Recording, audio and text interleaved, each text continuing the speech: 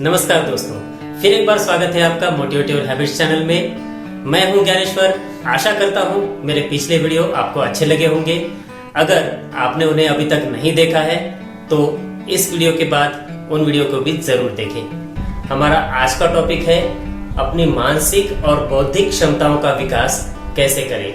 ये कुछ ऐसे तरीके हैं जो मैं खुद काफी वर्षों से करता आया हूँ। दोस्तों, आज मेरे आसपास जो भी लोग हैं उन्हें लगता है कि मेरी मेमोरी बहुत अच्छी है, उन्हें मेरी बौद्धिक क्षमताएं भी काफ़ी प्रभावित करती है।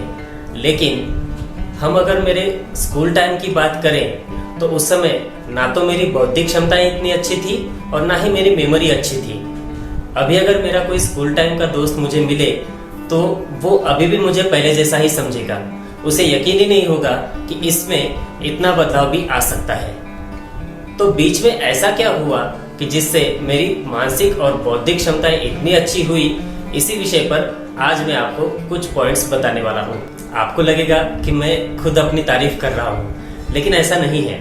मैं आपको ये समझाने की कोशिश कर रहा हूँ कि आप अभी जैसे भी हो, भले आपको लगता हो कि आपकी मानसिक और बौद्धिक क्षमताएं इतनी अच्छी नहीं है, आपकी मेमोरी इतनी अच्छी नहीं है, फिर भी इसे अच्छा किया जा सकता है। अगर मैं खुद को बदल सकता हूं तो आप भी खुद को जरूर बदल सकते हैं। यही यकीन मैं आपको दिलाना चाहता हूं। तो आइए बढ़ते हैं हमारे आज के टॉपिक की ओर और जानते हैं कुछ ऐसी जरूरी बातें जिससे हमारी मानसिक और बौद्धिक क्षमताओं का अच्छी तरह से विकास हो सकता है। हमारा आज का पहला पॉइंट है एकाग्रता। देखिए, एकाग्रता के बारे में जानते तो सभी है, लेकिन उसे बढ़ाने का प्रयास कोई नहीं करता। ज्यादातर लोग या तो अपनी बॉडी बिल्डिंग में परेशान होते हैं या अपना वजन बढ़ाने में या फिर घटाने में। मतलब साफ है कि हम लोग अपनी शारीरिक क्षमता बढ़ाने पर ही केवल ध्यान दे रहे हैं, जबकि हमारी मानसिक और बौद्धिक क्षमताएं भगवान भरोसे है। हम सभी जानते हैं, चाहे बात मेमोरी की हो, बौद्धिक क्षमता की हो, पढ़ाई की हो या किसी काम की हो, एकाग्रता सबसे जरूरी चीज है। बिना एकाग्रता के हम किसी भी काम को अच्छी तरह से नहीं कर सकते। इसीलिए हमें अपनी एकाग्रता बढ़ाने के लिए हमेशा तत्पर रहना चाहिए। अपनी एकाग्रता बढ़ाने के लिए जो भी तरीके जहां से भी मिल सके उसका उपयोग हमें जरूर करना चाहिए। एकाग्रता के कुछ अच्छे तरीके मैं भी जानता हूँ, लेकिन उसके लिए मैं एक अलग वीडियो आपको बनाकर दूंगा, क्योंकि वो टॉपिक यहाँ पर लेंगे तो वीडियो बड़ा हो जाएगा। हमारा दूसरा पॉइंट है मौन। वैसे मौन के बारे में काफी कम लोग जानते हैं। ज्यादातर आध्यात्मिक लोग इसका उपयोग किया करते हैं। मौन एक ऐसा अस्त्र है जो सीधा हमारी चंचलता पर वार करता है। देखो, हम सभी जानते हैं कि हमारा शरीर एक विशिष्ट ऊर्जा से चल रहा है। यही ऊर्जा हमें काम करने की शक्ति देती है। यही ऊर्जा हमारी मानसिक और बौद्धिक क्षमता में भी उपयोगी होती है। हमारी ये ऊर्जा हम 5 इंद्रियों के द्वारा खर्च करते रहते हैं: आँख, जीभ, नाक, कान, त्वचा। हमारी सबसे ज्यादा ऊर्जा खर्च होती है आँख और जीभ से, क्योंकि हम जब तक जाग रहे होते हैं अपनी आँखों का लगातार उपयोग करते रहते हैं, और बोलने से भी हमारी ऊर्जा काफी ज्यादा खर्च होती रहती है। तो जितनी ज्यादा ऊर्जा हम बोलने में खर्च करेंगे, उतनी ही कम ऊर्जा हमारी मानसिक और बौद्धिक क्षमता के विकास के लिए बचेगी। सबसे महत्वपूर्ण बात तो ये है कि इस ऊर्जा का निर्माण कैसे करना है, इसे बढ़ाना कैसे है, ये तो हम जानते नहीं, और अपने आप जितनी ऊर्जा हमारे शरीर में बन रही है उसे बिना मतलब खर्च करने में लगे रहते हैं। तो ऐसे में अपनी मानसिक और बौद्धिक क्षमता का विकास करना, ये तो चांद तारे तोड़ लाने जैसा सपना ही हो जाएगा। तो मैं यही विनती करूंगा कि दिन में कुछ समय मौन रखने का अभ्यास जरूर किया करें। हो सके तो हफ्ते में या 15 दिन में एक पूरा दिन मौन रखने का प्रयास करें। मान लो पूरा दिन मौन नहीं भी रख पाए तो जहां जरूरी है वहीं बोले, और जितना जरूरी है उतना ही बोले। इससे भी आपकी ऊर्जा शक्ति का काफी बचाव होगा। बचाव यानी सेविंग। आजकल लोग पैसे की सेविंग तो बहुत कर लेते हैं, भाई थोड़ी ऊर्जा शक्ति का भी सेविंग कर लो। पैसे की सेविंग खर्च करने में काम आती है, जबकि ऊर्जा शक्ति की सेविंग आपको स्वस्थ रखने के लिए और आपकी क्षमताओं का विकास करने के लिए काम आती है। तो इसकी सेविंग पैसों से भी ज़्यादा जरूरी है। हमारा तीसरा पॉइंट है योगासन। अपनी शारीरिक क्षमता और अपनी उम्र को ध्यान में रखते हुए 5-6 आसन हर रोज जरूर करना चाहिए। योगासन करने से शरीर लचीला बना रहता है, रक्ताभिसरण क्रिया अच्छे से काम करती है और कई सारी बीमारियां आने से पहले ही दूर हो जाती है। सबसे महत्वपूर्ण बात यह है कि योगासन ऊर्जा शक्ति का निर्माण करने में भी सहायक है और शरीर में निर्मित ऊर्जा शक्ति को शरीर के हर एक अंग तक पहुंचाने में भी बहुत सहायक है। जो लोग रोज योगासन नहीं करते, उनकी ऊर्जा शरीर के कुछ विशिष्ट अंगों तक ही सीमित रह जाती है।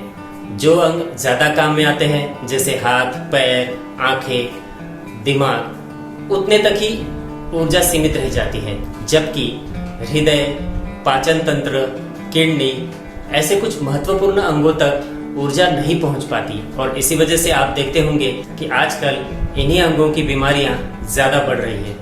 जो लोग रोज योगासन करते हैं, उनकी ऊर्जा पूरे शरीर में एक्टिव होती है, जिससे उन्हें बीमारियां भी कम होती है और वो अपना काम अच्छी तरह से कर पाते हैं। हमारा चौथा पॉइंट है प्राणायाम। प्राणायाम एक तरह से ऊर्जा निर्माण और ऊर्जा नियंत्रण की एक प्रक्रिया है। ऊर्जा का निर्माण करना एक अलग बात है और ऊर्जा को नियंत्रित करके अपनी इच्छा अनुसार उसका उपयोग करना ये एक अलग बात है। भारत के प्राचीन मनोविज्ञान के अनुसार मन और श्वास का बहुत गहरा संबंध है। जब हमारा मन शांत होता है, एकाग्र होता है, तो हमारा श्वास एक विशिष्ट लय में चल रहा होता है। लेकिन जब हमारा मन चंचल होता है या उद्विग्न होता है, तो हमारी श्वास की लय बिगड़ जाती है। ऐसे ही जब हमें गुस्सा आता है, तब हमारे श्वास की लय भी तेज हो जाती है। इस बात से हमें ऐसा लगता है कि हमारी भावनाओं की असर श्वास पर हो रही है। ये बात ठीक है, लेकिन इसका ठीक उल्टा भी उतना ही सच है। अगर आपको गुस्सा आ जाए और उस समय किसी तरह से अगर आप खुद को नियंत्रित करके अपने श्वास को लंबा और गहरा बना पाएं, तो आपका गुस्सा अपने आप शांत हो जाएगा। ये आप करके देख सकते हैं। जब आपका मन चंचल होता है, तब भी आपकी श्वास की लय बिगड़ी होती है। उस समय अगर आप अपने श्वास को नियंत्रित कर पाएं, तो आप शांत और एकाग्र हो सकते हैं। इससे ये साबित होता है कि अगर हम अपने श्वास को नियंत्रित कर पाएं, तो हम अपनी भावनाओं पर भी नियंत्रण पा सकते हैं। अब आप समझ रहे होंगे कि प्राणायाम हमारे सुखी, समृद्ध और उन्नत जीवन के लिए कितना जरूरी है। योगासन, प्राणायाम कैसे करना है, ये मुझे आपको बताने की जरूरत नहीं है, क्योंकि इस पर YouTube पर कई वीडियो आपको मिल जाएंगे। आपके आसपास कुछ क्लास भी आपको मिल जाएंगे, कहीं से भी आप उसे सीख सकते हैं। तो आज से ही रोज सुबह शाम कम से कम 15-20 मिनट प्राणायाम जरूर किया करें। हमारा पांचवा पॉइंट है ध्यान धारणा। ध्यान धारणा, इस शब्द को सुनते ही मन शांत और एकाग्र होने लगता है। ध्यान के बारे में सुना तो सभी लोगों ने है, लेकिन ध्यान में करते क्या है और इसके वास्तविक लाभ क्या हैं, इस बारे में ज्यादा लोग नहीं जानते। ध्यान की संपूर्ण महिमा तो मैं भी आपको नहीं बता पाऊंगा, क्योंकि ध्यान एक बहुत गहरी अवस्था है। ध्यान एक अनुभव का विषय है, जिसे बातों से स्पष्ट नहीं किया जा सकता। इतना जरूर कहूंगा कि ध्यान हमारी शारीरिक, मानसिक, बौद्धिक और आध्यात्मिक उन्नति के लिए बहुत ही आवश्यक चीज है। हर रोज सुबह शाम 10-15 मिनट ध्यान जरूर करना चाहिए। ब्रेन के बारे में आपने एक बात जरूर सुनी होगी कि सामान्य मनुष्य अपने ब्रेन का केवल 3 या 4% ही यूज कर पाते हैं, जबकि साइंटिस्ट लेवल के लोग भी अपने ब्रेन का ज़्यादा से ज़्यादा 8 या 10% ही यूज करते हैं। तो ऐसा क्या करें कि जिससे हम अपने ब्रेन का 10% से भी ज़्यादा, 15% से भी ज़्यादा, 20% से भी ज़्यादा उपयोग कर पाए? तो ध्यान उसके लिए सबसे आवश्यक चीज़ है। मुझे लगता है किसी को भी ध्यान करने को प्रेरित करने के लिए यही एक बात जानना काफ़ी है। योगासन, प्राणायाम और ध्यान, इन तीनों को बेहतर तरीके से करने के लिए मैं आपको एक ऐप बताता हूँ। उस ऐप में योगासन, प्राणायाम और ध्यान तीनों के काफ़ी अच्छे तरीके बताए हुए हैं। मैं भी उस ऐप का खुद के लिए अक्सर उपयोग करता हूँ। ऐप का नाम है cure fit app. Hrithik Roshan उसकी एडवर्टाइज करता है। आपने भी अपने मोबाइल पर काफ़ी बार उसकी ऐड देखी होगी। उसमें एक्सरसाइज, योगा, प्राणायाम के लाइव सेशंस भी चलते रहते हैं। आप चाहें तो लाइव सेशन भी अटेंड कर सकते हैं या फिर उसमें दिए हुए वीडियो से सीख सकते हैं। मुझे वो काफ़ी अच्छे और प्रभावशाली लगे। आप भी उसका उपयोग ज़रूर करें। हमारा छठा पॉइंट है मौलिक अध्ययन। हमेशा अच्छी प्रेरणादायक पुस्तकों का एक कलेक्शन अपने पास ज़रूर बना कर रखें। जब भी आपको थोड़ा समय मिले तो उसे पुस्तक पढ़ने में लगाएं। मैंने मौलिक अध्ययन कहा है क्योंकि मौलिक का अर्थ है मूल्यवान, जो हमें जीवन के मूल्यों की शिक्षा दे सके। सृष्टि की रचना कैसे हुई, मनुष्य का वास्तविक इतिहास क्या है, मन और बुद्धि कैसे काम करते हैं, मनुष्य शरीर की विशेषताएं क्या है, मन और बुद्धि की विशेषताएं क्या है, क्या हम इनकी क्षमताओं को बढ़ा सकते हैं और अगर बढ़ा सकते हैं तो कैसे। इस तरह मानव विज्ञान की जानकारी देने वाली पुस्तकें पढ़ें। ऐसी पुस्तकों का कलेक्शन अपने पास बनाकर रखें। कंप्यूटर, स्मार्टफोन के बारे में तो हमने बहुत कुछ सीखा। पैसे कमाने के भी बहुत से तरीके हम जानते हैं, लेकिन जिस शरीर के द्वारा, जिस मन और बुद्धि के द्वारा ये सब काम हम कर रहे हैं, उसके बारे में हम कितना जानते हैं। ये कैसे काम करते हैं, इसका सही विकास कैसे होता है, इसके बारे में हम कितना जानते हैं। क्या ये जरूरी नहीं लगता? यदि आप वास्तव में अपना मानसिक और बौद्धिक विकास करना चाहते हैं तो इस तरह के विषयों का अध्ययन करना शुरू करें। मेरे हिसाब से तो यही मौलिक अध्ययन है जो हमें जीवन की सच्ची शिक्षा देता है। हमारा सातवां पॉइंट है सूक्ष्म निरीक्षण। ये पॉइंट बहुत ही महत्वपूर्ण है। हमने अक्सर ये बात सुनी है कि जीवन में अनुभव बहुत महत्वपूर्ण चीज है। हम कहीं जॉब के लिए जाते हैं तो सबसे पहले हमें यही पूछा जाता है कि इस काम के संबंध में आपको कितना अनुभव है। बड़े बुजुर्ग भी हमसे अक्सर ये बात कहते रहते हैं कि बेटा, हमने अपने बाल ऐसे ही धूप में सफेद नहीं किए हैं, बहुत अनुभव से गुजरे हैं हम। तो सीधी सी बात है कि अनुभव का जीवन में बहुत महत्व है। लेकिन एक बात सोचने जैसी ये है कि जीवन की सारी बातें यदि हम अपने अनुभव से ही सीखने का प्रयास करें तो एक इंसान जीवन में कितने अनुभव कर पाएगा। जाहिर सी बात है, ऐसे तो हम बहुत कम सीख पाएंगे। मुझे लगता है कि हमें दूसरों के अनुभव से सीख लेनी चाहिए।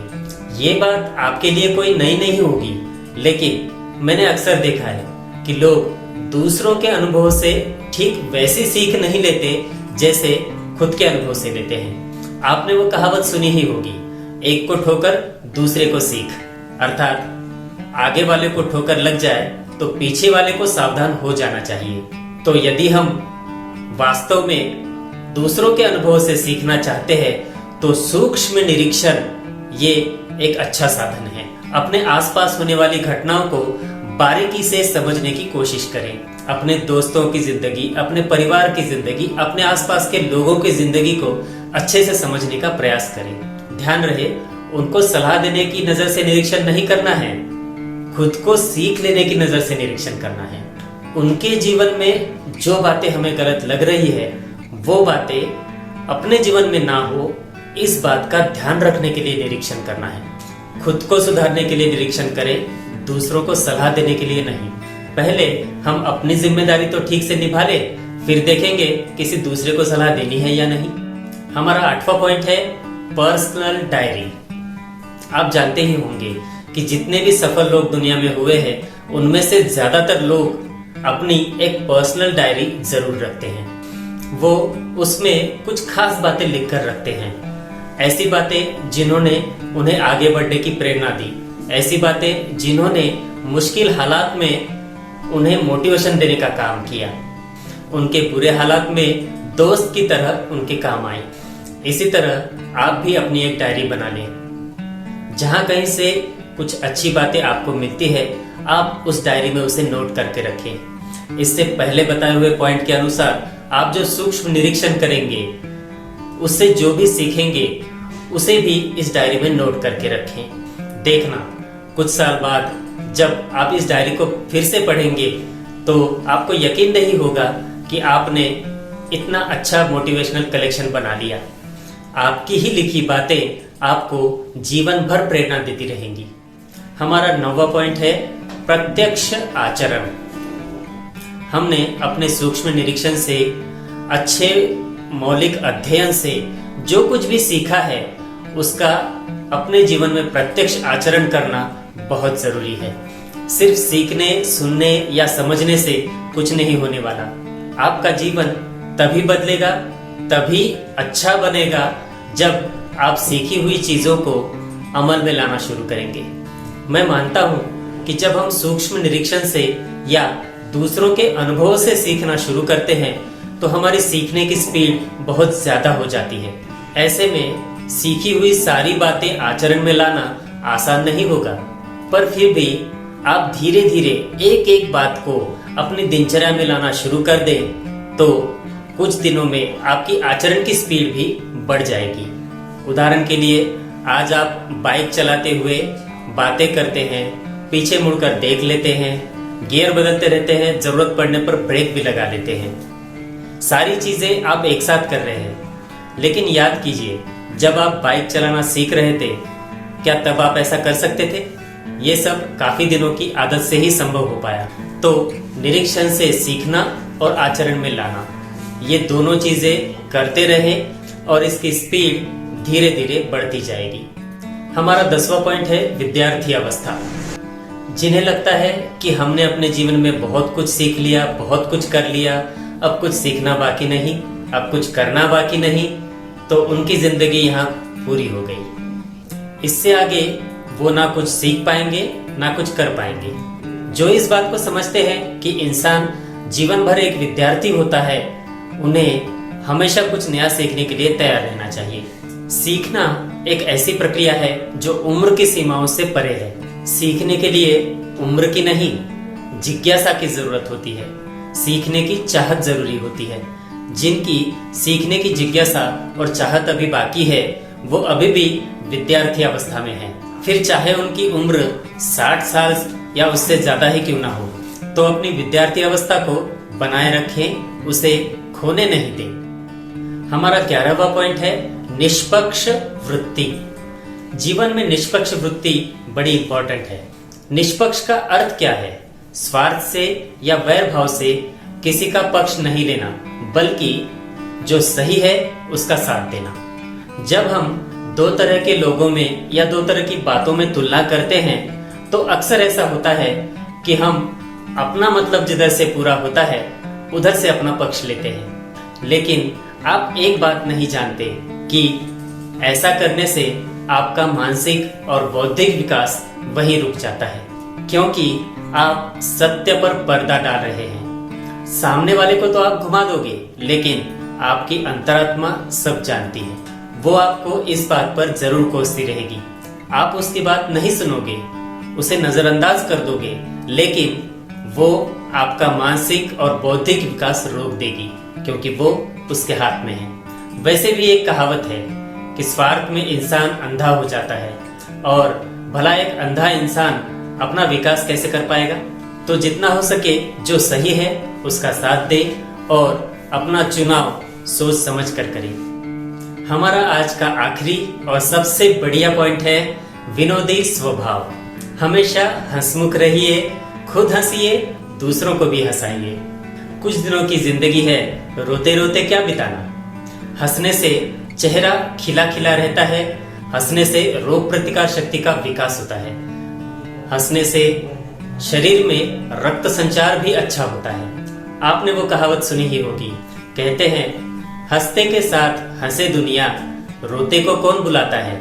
दोस्तों, ऐसा मानकर चले कि आपके पास आज का ही दिन है जीने के लिए। इसे यादगार बनाएं, अपनी संपूर्ण ऊर्जा के साथ इसे बिताएं। कहते हैं ईश्वर आनंद स्वरूप है, तो अपना जीवन आनंदमय बनाएं। तो दोस्तों, जैसे मैंने अपने जीवन में उन्नति के लिए कुछ बातों को अपनाया, वैसे आपने भी अपनी जीवन की उन्नति के लिए कुछ चीजें जरूर की होगी। तो मेरा आपसे निवेदन है कि आप अपनी बातों को नीचे कमेंट बॉक्स में जरूर लिखें, जिससे वीडियो देखने वाले दूसरे यूजर्स को भी उसका फायदा जरूर मिलेगा और मैं भी आपकी बताई हुई बातों से फायदा लेने की कोशिश करूंगा। आशा करता हूं आपको आज का ये वीडियो अच्छा लगा होगा। अगर अच्छा लगा है तो इसे 2-3 बार जरूर देखें। इसमें दी गई बातें आपकी पर्सनल डायरी में नोट करके रखें। आप मुझसे कुछ सीखिए, मैं आपसे कुछ सीखूं।